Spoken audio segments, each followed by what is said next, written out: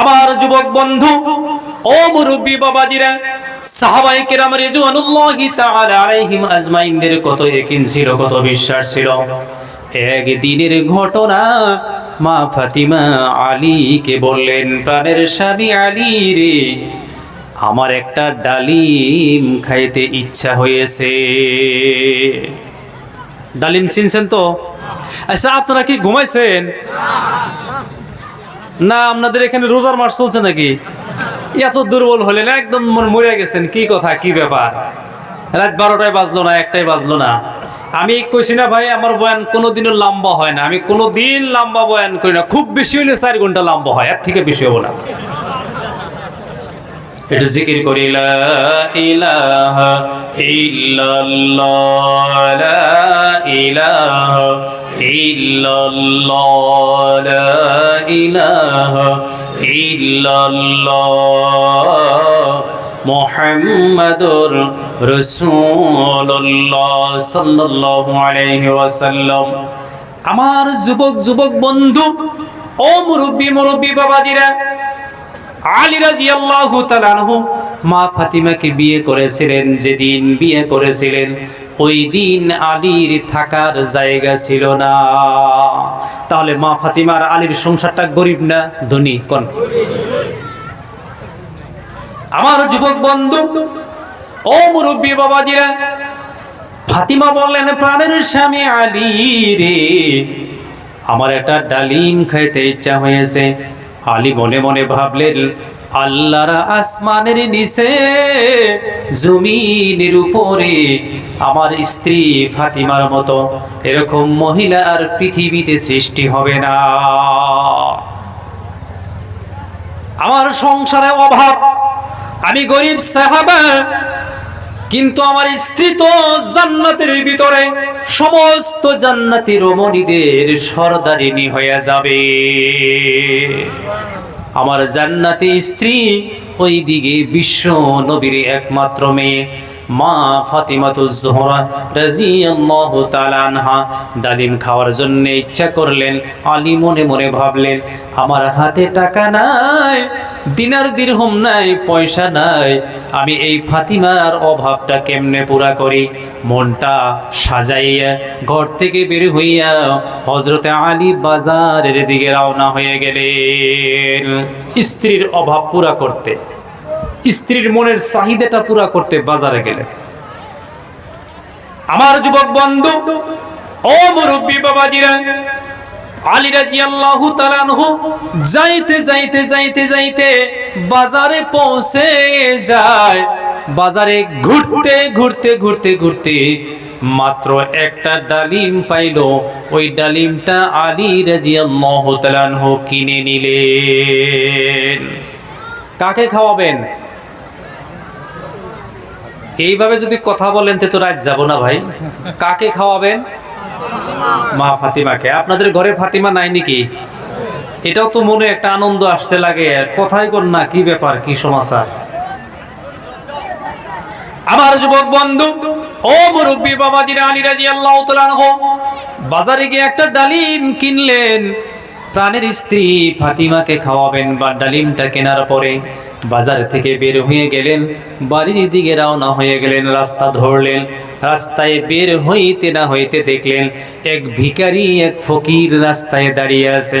হযরতে আলীর হাতে ডালিমটা দেখে ভিখারি ওই ডালিমটা ভিক্ষা চাইয়ে বসলেন।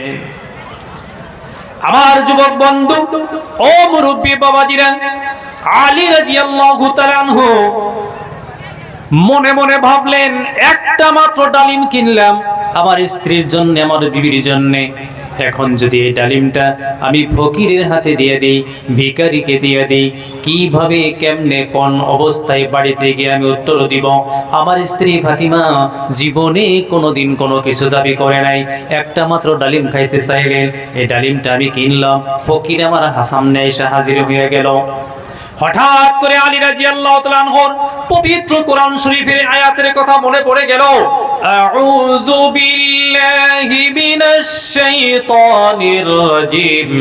আমার সাথে পড়ো, নাউযু বিল্লাহি মিনাশ শাইতানির রাজীম, বিসমিল্লাহির রহমানির রহিম। وَأَمَّا السَّائِلَ فَلَا تَنْهَرْ।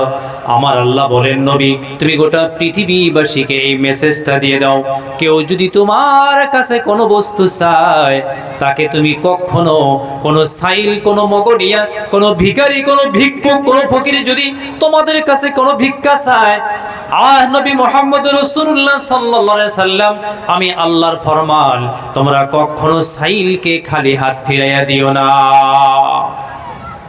ভিখারিকে খালি হাত ফিরাইতে নাই, কারণ আপনার কাছে আল্লাহ আপনার পরীক্ষার জন্য, আপনাকে আল্লাহ পরীক্ষা করার জন্য, মন বুঝার জন্য হয়তো আল্লাহ আপনার কাছে একজন ফেরেশতা পাঠিয়ে দিতে পারে, পারেন না? এই কথা বলেন।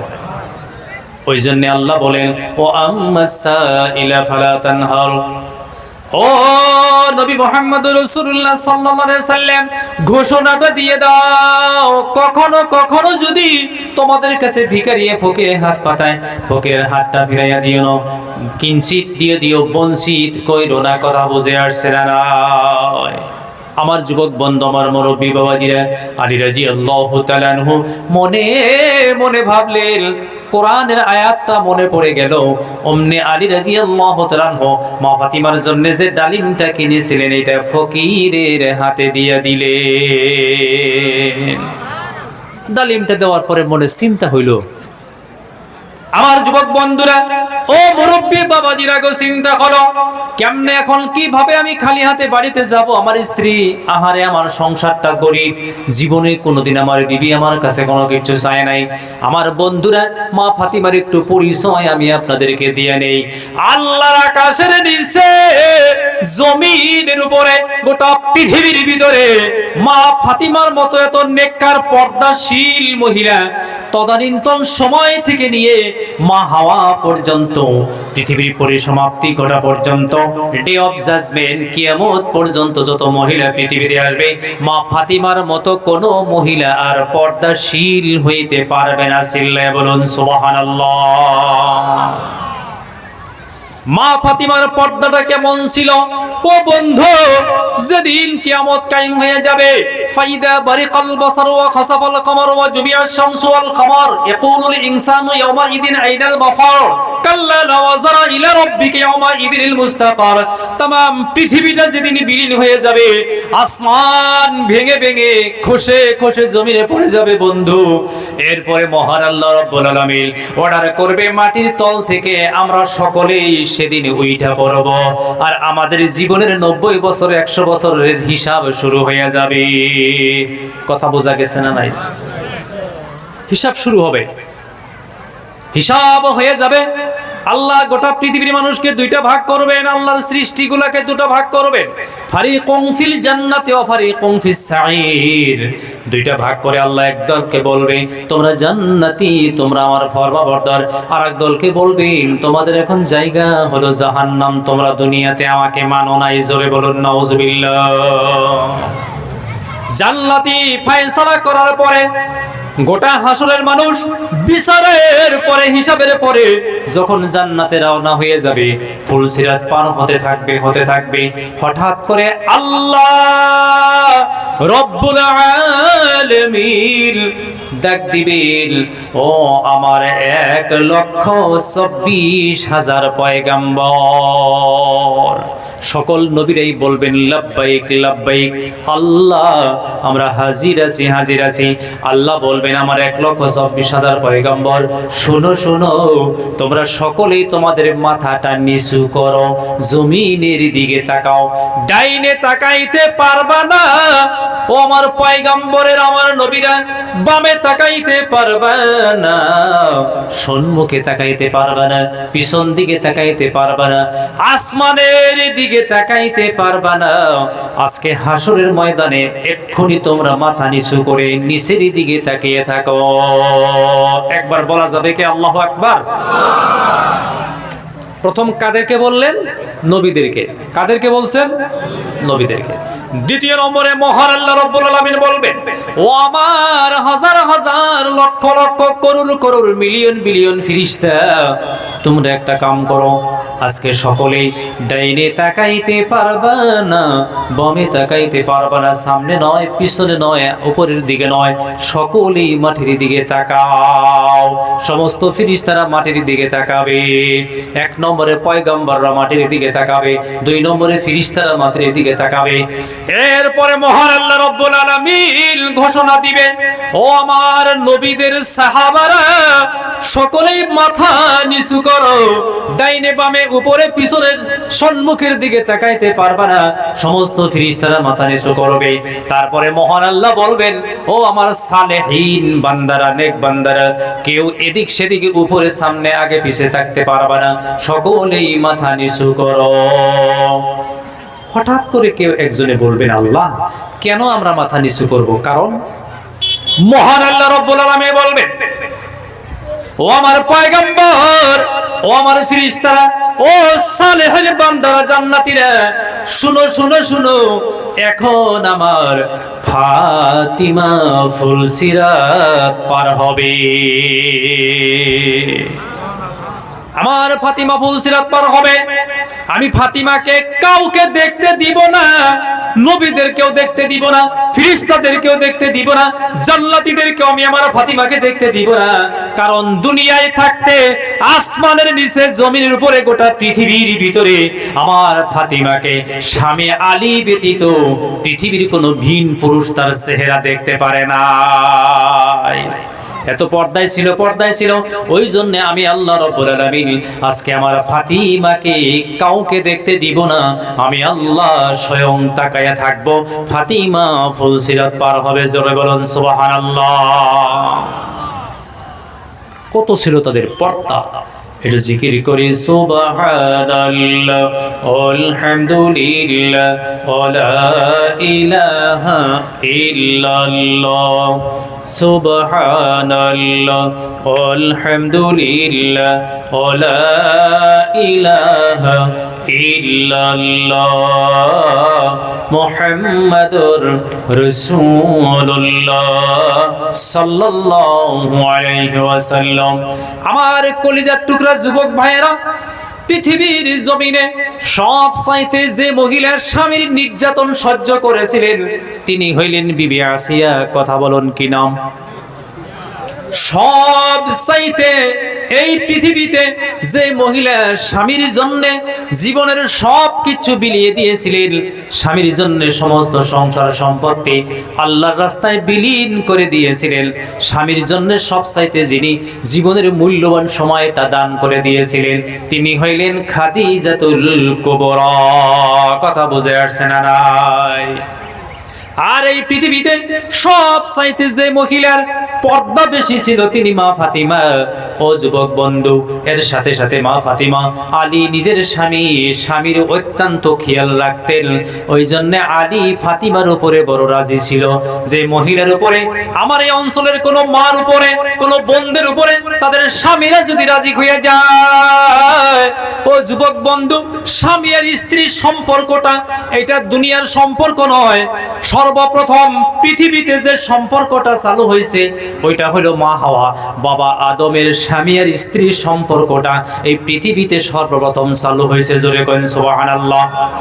আমার যুবক বন্ধু ও মুরব্বী বাবাজিরা গো, বিশ্বের ভিতরে গোটা সৃষ্টির ভিতরে সর্বপ্রথম এই পৃথিবীতে যে মহিলা বেশি পর্দাশীল আর স্বামীর প্রতি যার বেশি ভক্তি ছিল তিনি হইলেন মা ফাতিমা। একজন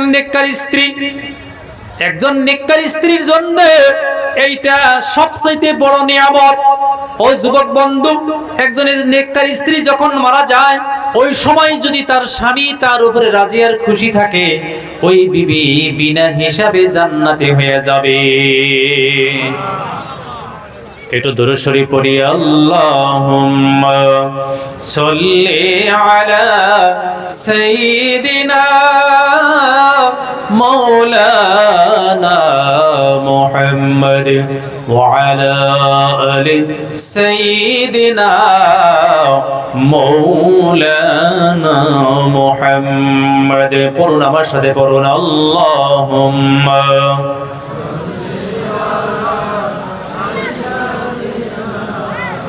مولانا محمد وعلى آل سيدنا مولانا محمد। ভাই ওয়াজটা কিছু মিলে করতে হবে, কারণ মহিলাও আছে না নাই? পুরুষ মহিলা দুইটা একসাথে চলবে। আমার যুবক বন্ধু, একটা কথা মনে রাখবেন, আমরা অনেক সময় বলে থাকি এতিম বাচ্চা, মা নাই বাবা নাই, ছোট্টকালে মাতা পিতা মারা গেলে সন্তান এতিম হয়ে যায়। কিন্তু নবী বলেছেন আসমানের নিচে জমিনের উপরে সবচাইতে বেশি বড় এতিম আর অসহায় যে মহিলার স্বামী মারা যায়। আপনার কেউ এতিম আছে, ভাই মারা গেল, আপনার বাচ্চা কাচ্চা এতিম হয়ে গেল, ওই এতিমদেরকে দেখার জন্য চাচা মামা প্রতিবেশী আদর করে না, এই কথা বলেন। কিন্তু একজন মহিলা সুন্দরী রূপবতী যুবতী এক মহিলার স্বামী যদি মরে যায়, ও যুবক বন্ধু, তার এত অসহায় হয়ে যায়, কতগুলো মানুষ, চরিত্রহীন মানুষগুলো ওই বিধবা মহিলাটার পিছনে পড়ে যায়। কথা ঠিক না ঠিক? ওই জন্য যার ঘরে স্বামী নাই, যে মহিলা স্বামী হারিয়েছে, ও যুবক বন্ধু আমার মুরব্বী বাবাজিরা গো, ওই মহিলার মতো এতিম আর অসহায় জমিনের উপরে কেউ নাই। যে মহিলার স্বামী জিন্দা, যে মহিলার স্বামী বেঁচে আছে, ওই মহিলাকে আপনার তত্ত্বাবধান করার জন্য, ওই মহিলাকে দেখভাল করার জন্য যেমন একটা উহুদ পাহাড় বরাবর একজন তার মাথার উপরে ছায়া দেনওয়ালা আছে। কোন সুবহানাল্লাহ। ও যুবক বন্ধু আমার মুরব্বী বাবাজিরা গো, কেমন ছিল মা ফাতিমা? গভীর রজনীতে একদিনের ঘটনা। আলী রাদিয়াল্লাহু তাআলা আনহু কোথাও থেকে বাড়ি পৌঁছে গেলেন, গভীর রাত, গভীর রজনী। কোথাও থেকে আলী রাদিয়াল্লাহু তাআলা আনহু বাড়ি পৌঁছে গেলেন। বাড়ি পৌঁছে ঘরের দরজায় একটা ধাক্কা দিলেন। একটা ধাক্কা দেওয়ার সাথে সাথে মা ফাতিমা ঘরের দরজাটা খুলে দিলেন। আলী বলতেছেন, ও ফাতিমা, গভীর রাত হয়ে গেছে, অধরাত হলো, তুমি এখনো পর্যন্ত যে ঘুমাও নাই। মা ফাতিমা বললেন, প্রাণের স্বামী আলী রে, যত সময় তুমি বাড়িতে না আসো তত সময় আমি আমার পিঠটা দরজার সাথে লাগাইয়া দাঁড়াইয়া থাকি। জোরে একবার বলা যাবে কি আল্লাহু আকবার?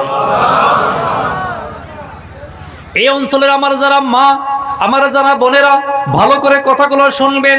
মা ফাতিমা বললেন, প্রাণের স্বামী আলী রে, যত সময় তুমি বাড়িতে না আসো তোমার জন্য আমি দাঁড়াইয়া ঘুমাই। বিছনাটা, শরীরটা বিছনার মধ্যে লাগাই না, দরজার সাথে দাঁড়িয়ে থাকি। এই কথা শোনার পরে আলী রাদিয়াল্লাহু তাআলা আনহুর চোখ থেকে দর করে কোণা দিয়ে পানি বের হয়ে গেছে। আলীর দিলটা খুশি হয়ে গেল। ও বন্ধু, মনে রাখবেন, আপনার স্ত্রী যদি আপনাকে সহায় করে, সহযোগিতা করে, যদি যতই টেনশন, যতই চিন্তা, যতই অভাব থাক, আপনার স্ত্রী ক্ষণের ভিতরে আপনাকে বাদশা বানায়া দিতে পারে না নাই? স্বামীর চিন্তাগুলা, স্বামীর দুশ্চিন্তাগুলা, স্বামীর টেনশনগুলা জ্ঞানী গুণী মহিলারা ভাগ করে নিয়ে যাইতে পারে বন্ধু। ওই জন্য দেখবেন যে বাড়ির পুরুষ মানুষগুলির খালি হাই প্রেসার হয়ে থাকে, বোঝা যাবে স্ত্রীর যন্ত্রণা পায়। এটাই তো খুব সুবহানাল্লাহ কইলেন। হ্যাঁ, যে সময় ওয়াজটা যায় আপনার উপরে পড়বো, ফালামো তো আমি পরে আসতেছি তো, আমি কি খালি এক মেহি ওয়াজ করবো নাকি? একটু জিকির করি, লা ইলাহা ইল্লাল্লাহ, লা ইলাহা ইল্লাল্লাহ, জোরে জোরে, লা ইলাহা লা ইলাহা ইল্লাল্লাহ, লা ইলাহা ইল্লাল্লাহ, মুহাম্মাদুর রাসূলুল্লাহ, সুবহানাল্লাহ, আলহামদুলিল্লাহ, ওয়া লা ইলাহা ইল্লাল্লাহ। আমার মুরব্বী বাবাজিরা, আলীর চোখ থেকে দর দর দর দর করে পানি পড়ে। এইবার আলী বলেন, ও ফাতিমা, ও আমার কলিজার টুকরা ফাতিমা, ও বিশ্ব নবীর মেয়ে ফাতিমা গো, আমি বাড়িতে না আসা পর্যন্ত দরজার সাথে পিঠ লাগাইয়া দাঁড়াইয়া দাঁড়াইয়া থাকিতে হইবে, এই কথা তোমাকে কে শিখিয়েছে? ফাতিমা বলে, প্রাণের স্বামী আলী রে, এই শিক্ষা, এই আদর্শ পৃথিবীর কোন মানুষের কাছে আমার শিখতে হয় নাই, আমার বাবা বিশ্ব নবী শিখাইয়া দিছে। আল্লাহু আকবার কই। পৃথিবীর প্রত্যেক বাবা মেয়েকে স্বামীর বাড়িতে পাঠাইবার সময় বাবা যদি নসিহত করত, ওসিয়ত করত, স্বামীর খেদমত করতে হবে, শ্বশুরের খেদমত করতে হবে, শাশুড়ির খেদমত করতে হবে। কোনো কমপ্লেন আসলে কিন্তু রে মেয়ে, তোরে আমি বাড়িতে জায়গা দিব না। পারলে আরো কয়া দেয়, কের কথা শুনবি না, তোর মতো তুই চলবি। এই বুদ্ধিটা বিশেষ করে মায়ে দেয় আর বুইনেরা দেয়। এ দেশের মা বোনের কথা কইছে, কই নাই, অন্য জায়গার কথা কইতেছে।